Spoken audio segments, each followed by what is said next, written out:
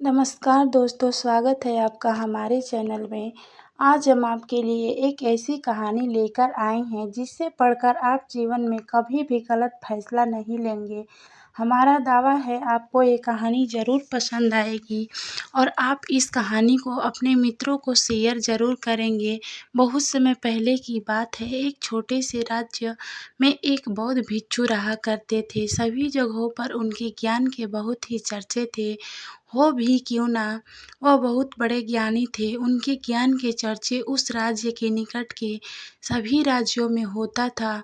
उनके पास लोग दूर दूर से आते थे ताकि अपनी समस्याओं का समाधान प्राप्त कर सके।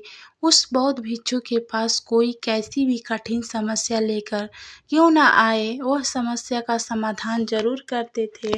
जब भी कोई व्यक्ति अपनी समस्या लेकर उनके पास जाता, वह उस समस्या को बड़े ही ध्यान से सुनते और उसी में लीन हो जाते जैसे उनकी वह खुद की समस्या हो। समस्या में लीन होते और कुछ देर के लिए अपनी आंखें बंद करते और समस्या के बारे में अच्छे से सोच विचार करते और उसके बाद उसका सही समाधान निकालते। ऐसे में कई लोग उनके बारे में यह सोचते थे कि उनके पास कोई चमत्कारिक शक्तियाँ हैं, तो कोई कहता दिव्य दृष्टि है जिससे वह समाधान पूछते हैं और उसके बाद हमें बताते हैं। एक बार एक व्यक्ति ने उनसे यह पूछ ही लिया, क्या आपके पास कोई अद्भुत शक्तियाँ हैं या कोई दिव्य दृष्टि जिससे आप हमारी किसी भी समस्या का समाधान देख पाते हैं या फिर पूछ कर बताते हैं। उस व्यक्ति की बात सुनकर वह बौद्ध भिक्षु जोर जोर से हंसने लगे। उसने उस व्यक्ति की बात का कोई जवाब नहीं दिया। जिस राज्य में यह बौद्ध भिक्षु रहते थे, उस राज्य में अजीब सी एक घटना घटी। जिस राज्य में बौद्ध भिक्षु निवास करते थे, उसी गांव में एक बूढ़ी औरत रहा करती थी जो अपने पूरे परिवार में घर में अकेले रहती थी। उसका इस दुनिया में कोई भी नहीं था। उसके पास छोटा सा खेत था जिसमें वह काम करके अपने भोजन की व्यवस्था कर लिया करती थी। उस राज्य से होकर 4 मित्र अपने घर की ओर जा रहे थे। वे लोग अलग अलग गांव के रहने वाले थे, लेकिन एक साथ काम करने की वजह से मित्र बन गए थे। वे लोग 1 साल से दूसरे गांव गांव में काम करके पैसे इकट्ठा करके अब अपने घर जा रहे थे। यह बात बहुत पुराने ज़माने की है, जब कार, बसें या रिक्शा नहीं हुआ करते थे, जब लोग पैदल ही यात्रा करते थे। इसलिए वे चारों मित्र पैदल ही यात्रा कर रहे थे। वे चारों मित्र अपने अपने धन को इकट्ठा कर अपने गांव की ओर जा रहे थे। उन चारों ने अपना अपना धन अलग अलग एक पोटली में रखा था। उस पोटली में उन सबकी सारी कमाई थी। तभी उन चारों मित्र में से एक मित्र कहता है, मित्रों, इस तरह हम अपना धन अलग अलग रखेंगे तो चोरी हो सकता है।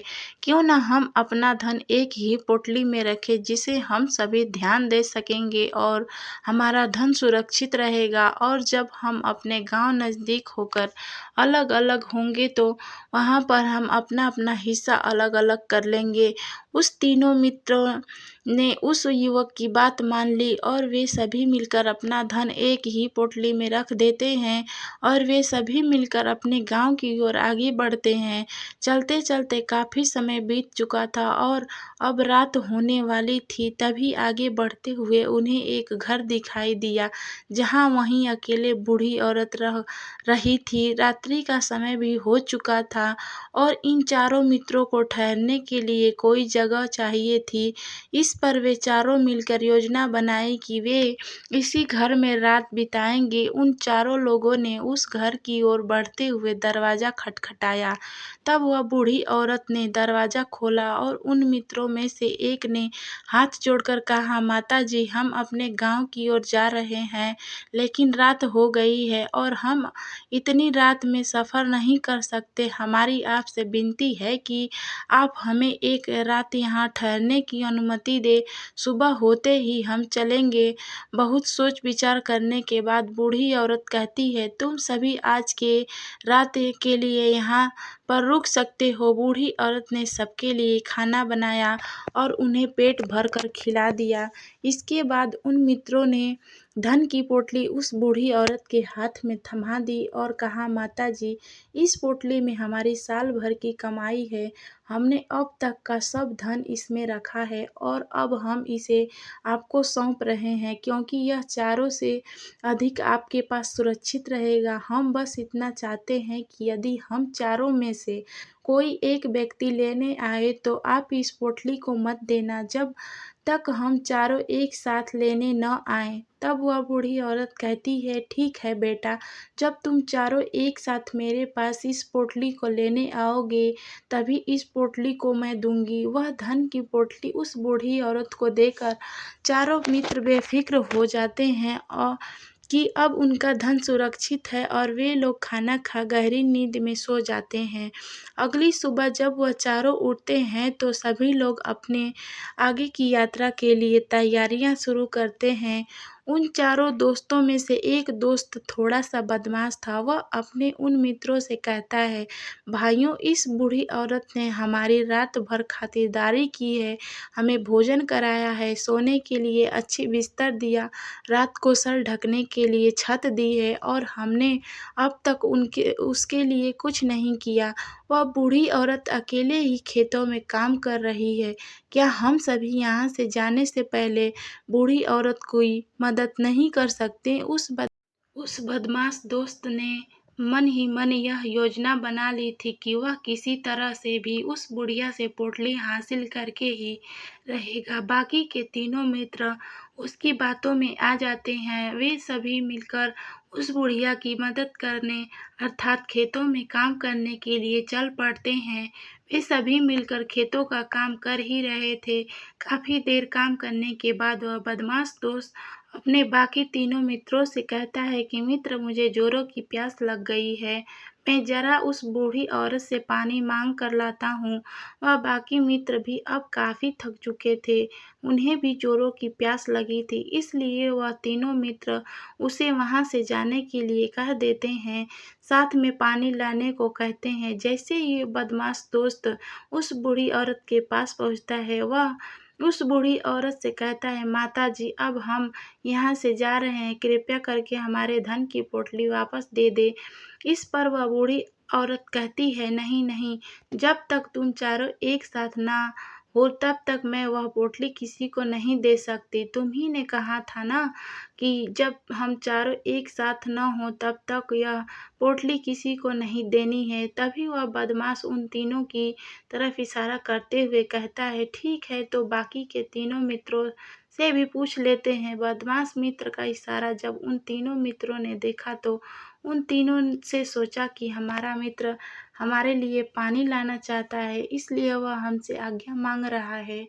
तभी उन तीनों मित्रों ने इशारे में कहा, ठीक है, ले आओ। यह देख उस बुढ़िया को यह लगने लगा कि अब चारों यहाँ से जा रहे हैं और यह अपनी पोटली मांग रहे हैं, इसलिए बुढ़िया ने पोटली लाकर उस बदमाश दोस्त के हाथ में रख दी।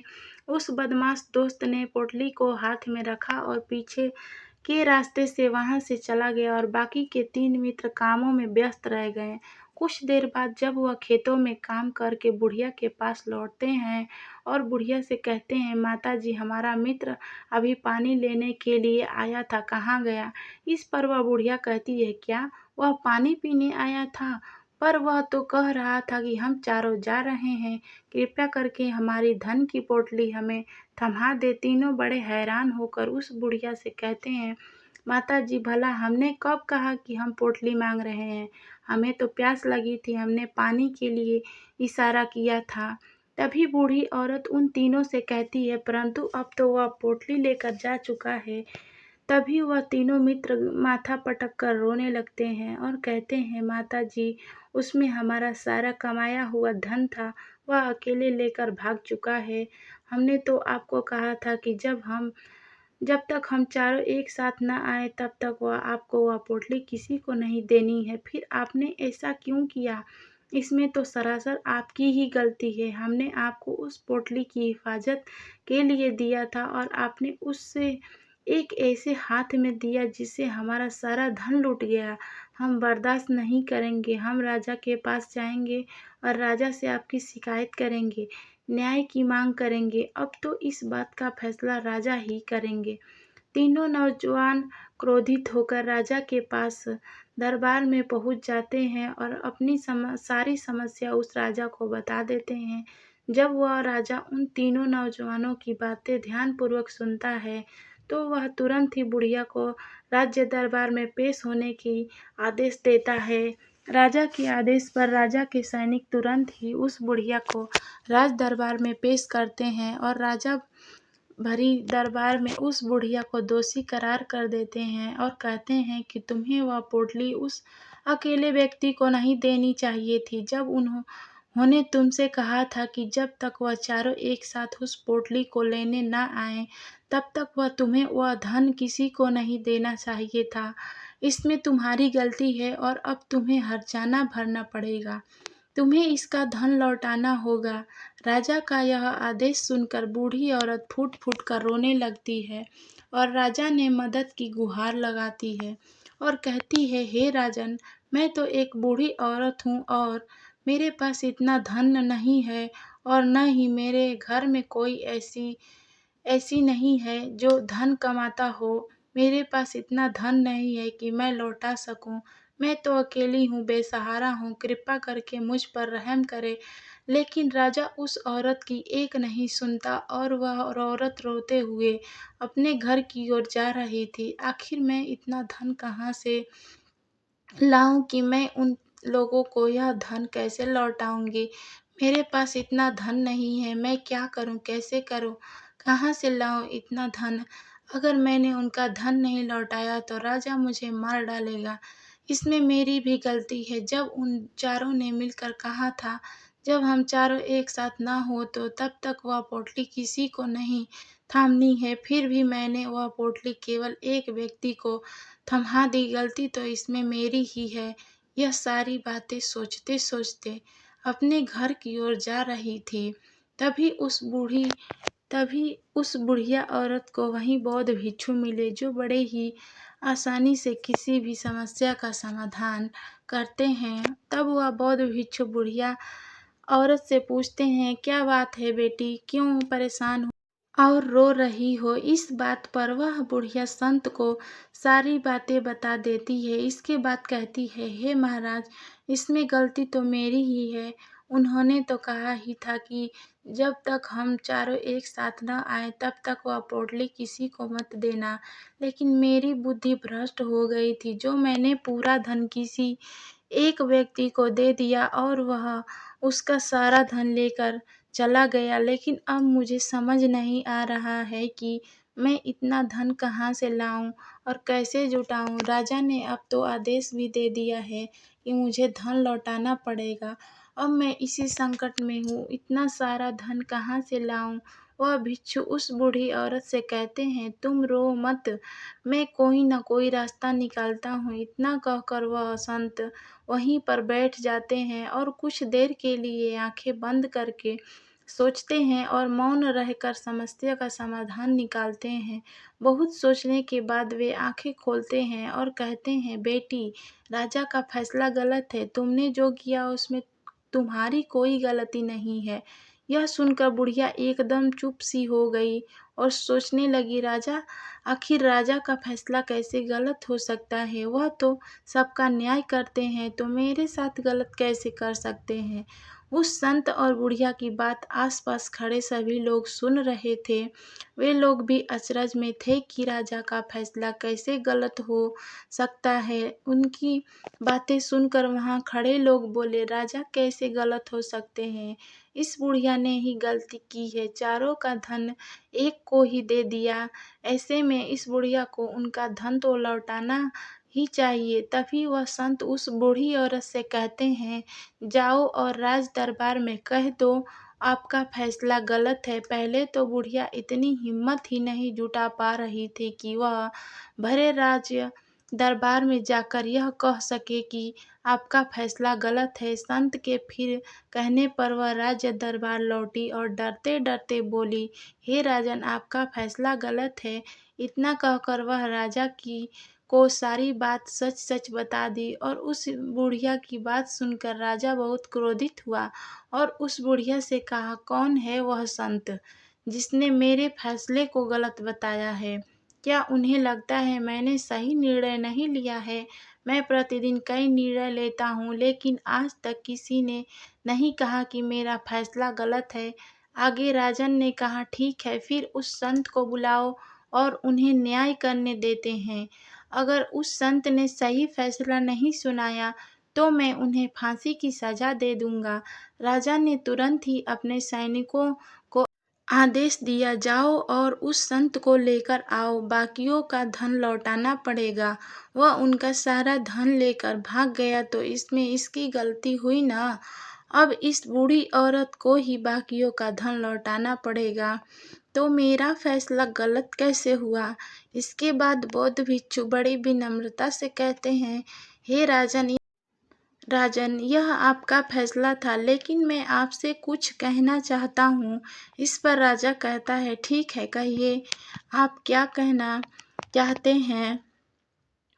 तब वह साधु बड़ी विनम्रता से कहता है, राजन, जैसा कि वादा किया गया था कि पोटली इन चारों मित्रों को उपस्थिति में ही दी जाएगी, और अभी ये यहाँ केवल 3 ही मौजूद हैं। चौथा कहाँ है? इनसे कहिए ये तीनों अपने चौथे मित्र को वापस लाएं, तभी इनका धन वापस किया जाएगा। वादा भी वैसा ही किया गया था, जब तक कि चारों एक साथ ना हो तब तक धन वापस नहीं करना है।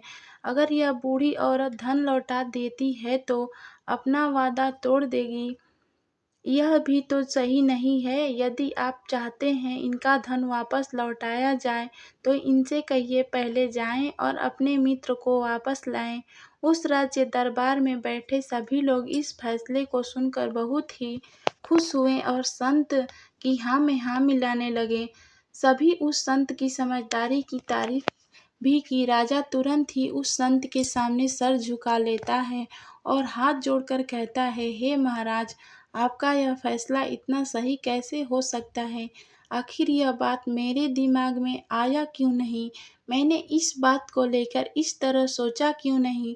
तभी वह साधु उस राजा से कहते हैं, हे राजन, आपके पास और भी कई काम होते हैं। आप दिन भर व्यस्त रहते हैं और आपको जल्दीबाजी में फैसला लेने पड़ते हैं। आपने इस मामले को सुना समझा, लेकिन इसे देखने में आप गलती कर गए।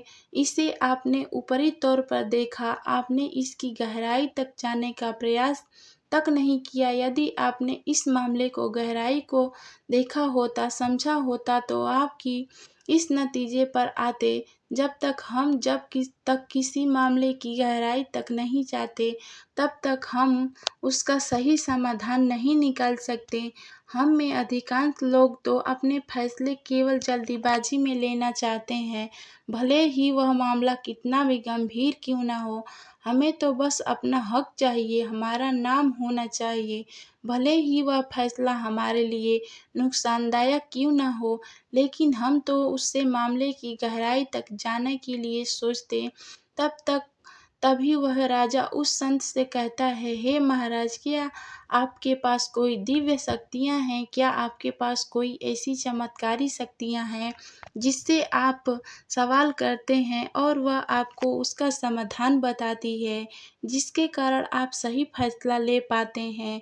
इस बात पर मुस्कुराते हुए कहते हैं, हे राजन, यह सवाल हमसे अब तक कई लोगों ने पूछा है और हमने किसी को आज तक उत्तर नहीं दिया है, लेकिन आप हमारे राज्य के राजा हैं, इसलिए मैं आपसे इस प्रश्न का उत्तर देता हूँ।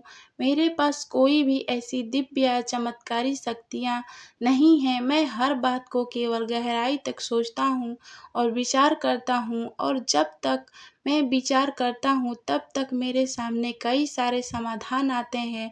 फिर मैं उन समाधानों पर कई बार विचार करता हूँ, तब मैं दूसरों को समाधान देता हूँ, क्योंकि किसी एक इंसान का लिया हुआ गलत फैसला किसी इंसान का जीवन बर्बाद कर सकता है।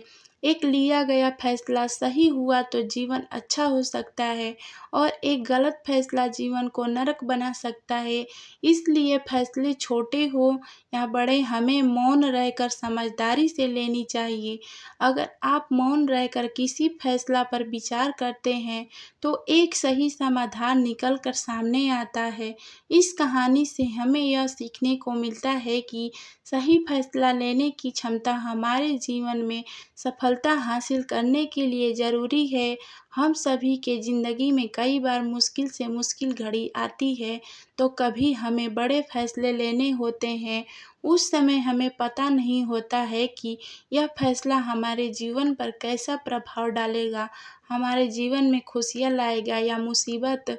कई बार तो ऐसा भी होता है कि हम समझ ही नहीं पाते हैं कि क्या निर्णय लें तो उचित होगा, लेकिन एक सही फैसला या निर्णय हमारी ज़िंदगी सुखमय बना सकती है और एक गलत फैसला हमारे जीवन को नरक बना सकती है। ऐसे में सही फैसला लेने की क्षमता हमारे जीवन में सफलता हासिल करने के लिए ज़रूरी है। तो दोस्तों, हमारी कहानी कैसी लगी कमेंट करके ज़रूर बताइए और वीडियो को लाइक कीजिए, चैनल को सब्सक्राइब कीजिए। तब मिलते हैं अगली कहानी में, तब तक के लिए जय श्री कृष्णा दोस्तों।